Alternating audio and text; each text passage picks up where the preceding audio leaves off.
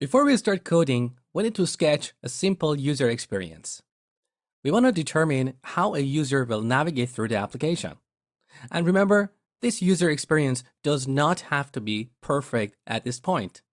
It's based on the scope of this iteration. So don't try to figure out what the final application with all its features is going to look like.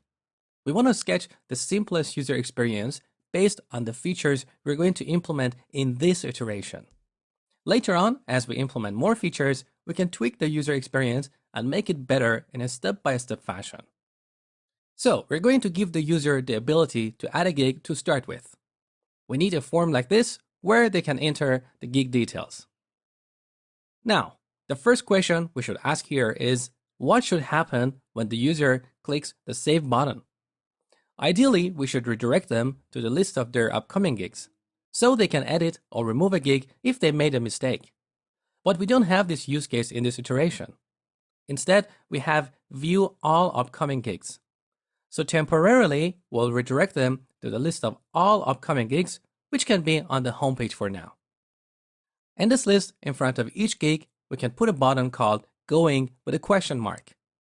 When the user clicks on this button, the color and the label of this button will change, and this gig will be added to the list of gigs they're attending.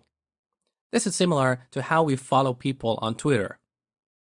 Now, once the user adds a gig to their calendar, they should be able to see it. So we can dedicate a page for this and put a link to it on the navigation bar. Similarly, in front of each artist in the list of gigs, we'll have a link or a button called Follow. When the user clicks on this button, its label will be changed to Following, and the artist will be added to the list of artists they're following. We'll add another link on the navigation bar called Who I'm Following, which takes the user to the list of artists they're following. So our navigation bar is going to look like this. On the left, by convention, we should have the name or logo of the site, which takes us to the home page. On the right, we'll have a login link, which will be replaced by the name of the user once they log in. Now, when we click on this link, a drop-down list will appear, which will include the pages that are accessible only by this currently logged in user. So here we'll have two links, gigs I'm attending and who I'm following. We'll also have a link to sign out.